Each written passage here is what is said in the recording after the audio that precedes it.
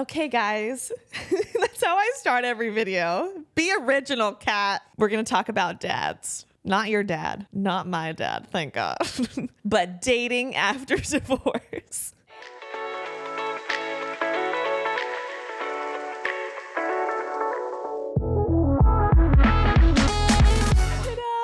So dating after divorce. This is a good time, you guys. This is fun. This is when you rise from the ashes, okay? I'm going to tell you guys what I learned, what I did right, what I did very wrong. I just kind of wish there was a video like this when I was going through what I was going through. And I wish my friends could have been honest with me, but they couldn't because none of them had kids. And I was like, hey, what do you guys think about this? They're like, I don't know, Kat. I'm not married or pregnant. Like, oh, you're right. So how was your night last night? She's like, I don't remember. So basically, the divorce part sucks. I do not recommend dating during that process because it is so mentally, emotionally, physically draining. I cannot even begin to describe how horrible that process was because it's hard. You know, the person you divorce isn't the person you married. And it's really difficult mentally looking at someone who you used to love or you thought you loved or whatever your situation is. And it's not the same person speaking to you. It's like a different version of them that you don't know. So that's also psychologically a little traumatic, I think. And processing that on your own is important. I did try dating during that time period and it was just like, it was okay. So I did kind of like date during that time and I wasn't ready, and B, I was like, it wasn't the right guys that I would attract, I think. Like I remember this one guy, I ended up being like, hey, you're cool, but I'm just not feeling it. He just got like a little obsessive, like a little weird, like a little like, I'm going to send you flowers every week until you say yes kind of stuff. And I'm like, I don't know. I just feel like you attract what you put out there. And clearly I was putting out something that was not awesome. So that kind of changed after I went through that process. And I knew I was ready to date again because I tell you guys all the time, it's important to pour into yourself. This is a new chapter of your life. That old chapter you had, it's dead. And now you're in this new chapter. And in this new chapter, I'm a single mom providing for my daughter in this apartment, learning this new way of life and figuring out how I'm going to view myself, because how you view yourself is how others view you. No matter how many videos you watch, the only way you're going to know if you're ready is if you ask yourself and you really trust your intuition. I think the craziest torture in life as humans existing is when we do not believe our own words or the promises we make to ourselves. I think that is so detrimental to us because when you do that, you can't trust your instincts. You can't trust yourself.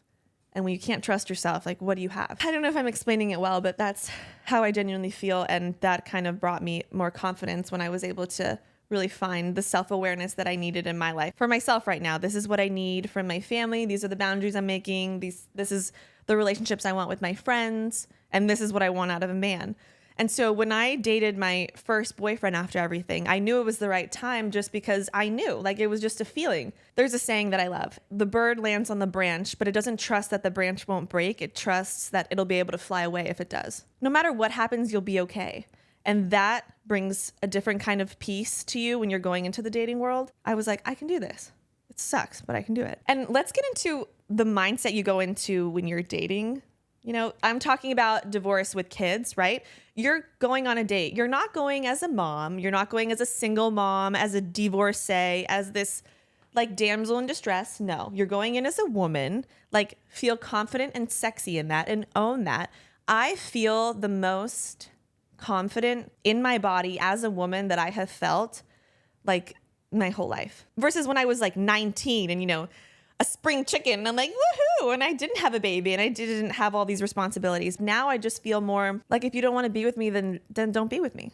Like, if you don't want to be with me because I have a kid, then don't. I definitely feel like I know myself better now because I've been through more and I've seen how I've handled it. So there's a saying that says that trauma brings people together. And I also feel that trauma brings you closer to yourself and to who you are at your core and your soul. And that's a good thing. It was really therapeutic for me to twist everything I went through into something healing and beautiful. Like, oh, I went through this, I can connect with more people and empathize with more situations. It just lets me have a bigger reach than if I wouldn't have. And it shows me what I can do. It shows MK.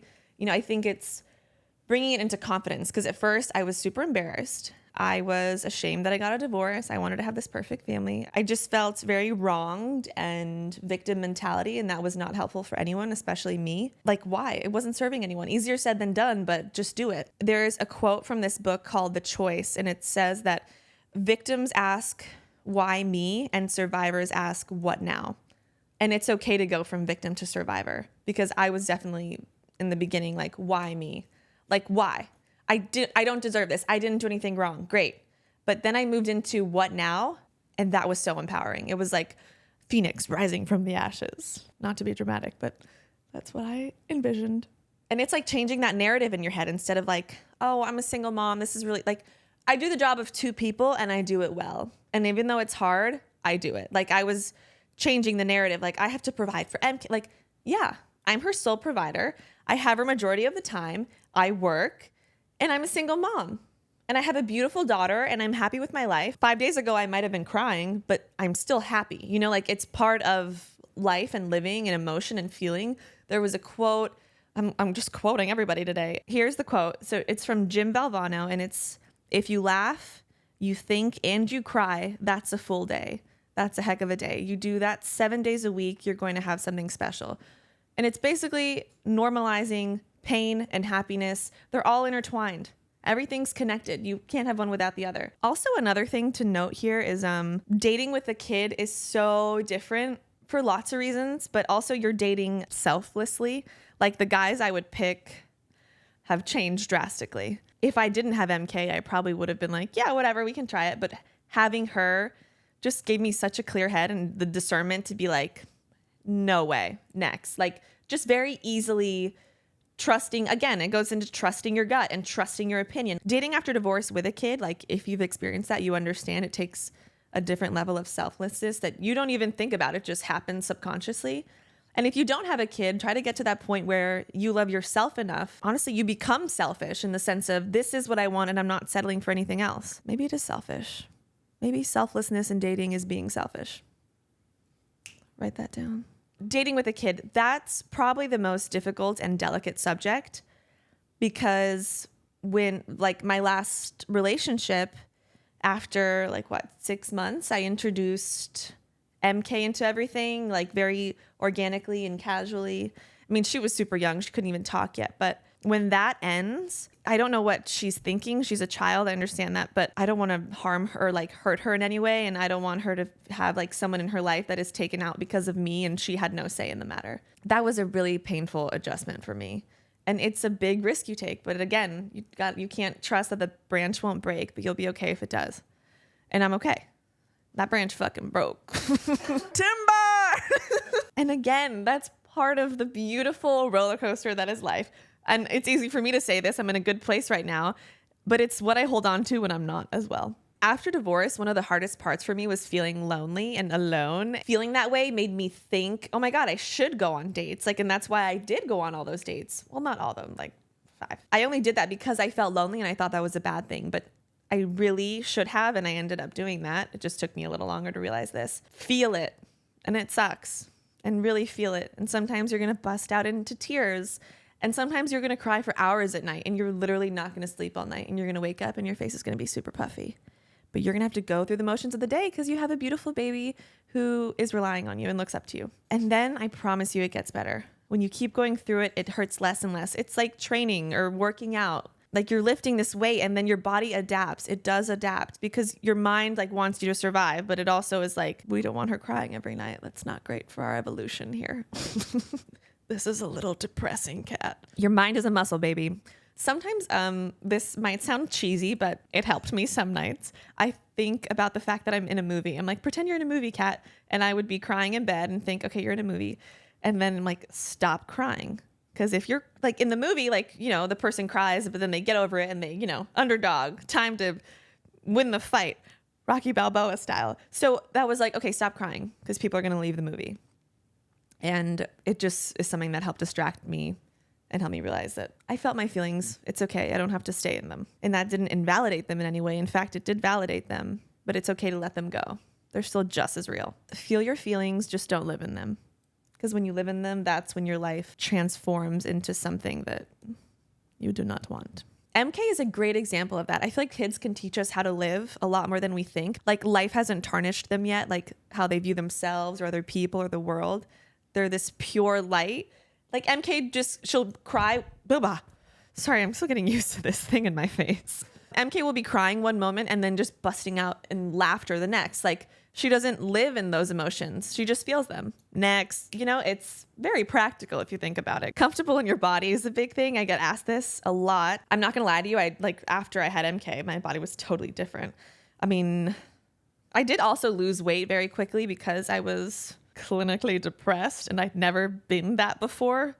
So I wasn't eating, which made me super thin, but also I was breastfeeding and you burn like 500 calories with that. It was weird because my body was so different, you guys. My boobs were massive, okay? Like almost D cups. I was a twig. It was fucking weird for me. And like my stomach was a little bit distended because it was weird looking at myself naked in the mirror and not recognizing what I saw. But that comes back. It all comes back. And I also did have a baby young. My body bounced back fairly quickly. And I said this prior, I feel more confident in my own skin than I ever have. When I was 19, when I was 21, whatever it is. Right now, I feel the most confident in my body than I've been. Just because, I do look at myself naked all the time and I'm like, wow, girl, you fine. You fine. And that's not weird because it's my body. If you're walking around in your body and you don't feel confident in it, then I just feel like that's a waste of a day in your life. Going around other people just not feeling like the best version of yourself. And I get it sometimes. That happens to me a lot. Don't let it be an everyday thing, Don't let it define how you look at yourself and how you let others view you. And it's honestly a mindset. Like I think someone who is insanely confident in who they are versus someone who's got, this quintessential perfect body and isn't confident in that. The one who's confident, they're confident, which gives you the impression that they have something to be confident about, So you just kind of project that and you're like, oh, okay. He's confident for a reason or she's confident for a reason. And honestly, people don't really care about you. They care about themselves and everyone has their own insecurities. Let's normalize that. It is a tough thing having sex with someone for the first time that wasn't your significant other in that marriage, So you didn't give this person a baby, but your body went through a pregnancy and went through having a child. My body's completely different. I know that. And I have stretch marks and I carried her till 41 weeks. She was a big baby. My body's different and it doesn't feel different though with how if I was having sex at 21 versus now, I'm way more into sex now and way more confident in my body than I was at 21. So I think it's ironic because I think actually confidence just comes from the mindset. Let's not judge other people's insecurities. On social media, sometimes I feel uncomfortable, honestly, saying my insecurities because I do get blasted a little bit oh, you're perfect. You're perfect. You're perfect. And I'm not saying I'm not perfect. I think we should all think we're amazing. But I know my body and I've seen it my whole life, So when I notice a change, that's significant because it's my perspective and it doesn't invalidate a change you notice in your body. And it is scary, but tips to hone in on that confidence that really helped me. I love dancing to music. I literally play music all the time and I freaking love it. And that made me feel good. I would get my nails done. That would make me feel good. I would just do things that would inevitably make me feel better about myself that day. And it's having self-awareness to know what it is you like. For self-care, the obvious thing people always do, or the thing you see in pictures or videos, they do a bubble bath. I'm not really into that. That doesn't really help me. Figure out what helps you and then do it. Who cares what other people do, So it's really understanding who you are as a woman, who you are in this new chapter in your life, and what makes you feel badass. Sometimes I pump up Megan Thee Stallion and I'm cussing a lot in my car when I'm driving on my way to pick up MK from school. And then I turn it down and change it to One Republic. It's whatever works for you. Those are just some things that worked for me. That is all I have to say on the matter. It was fun talking about dad. We love dad. But I do want you guys to know that you got this. And it's going to feel weird and it's going to be new and different. Anything that's a change is always uncomfortable in the beginning. And it's part of it and it's amazing. If it feels weird, then you're doing it right. That's all I have to say. I love you guys and I will see you next week. Bye.